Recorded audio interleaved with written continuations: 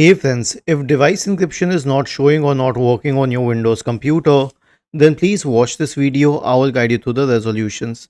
The first solution is to update Windows. Right click on the start button, select settings from the menu, go to the Windows Update tab on the list on the left hand side, click on check for updates. The next solution is to check for administrator rights. Okay, so here's the thing. We have two types of accounts. One is the normal account and one is the administrator account. And the best way to check for administrator rights is to right click on the start button and select settings. Then go to the accounts tab.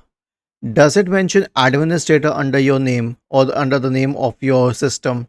If yes, then all is good. If not, then you will have to add it as an administrator.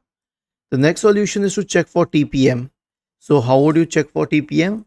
Press with the Windows key and the R key together to open the run window. Type tpm.msc and hit enter.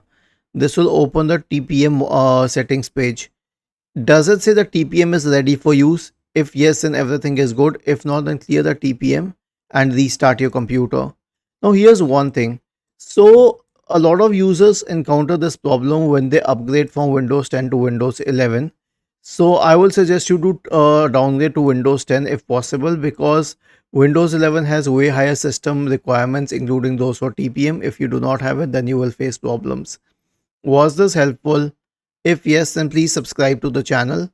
If not, then let us know in the comment section of the video on how we could help you further. Thank you for watching this video and have a nice day.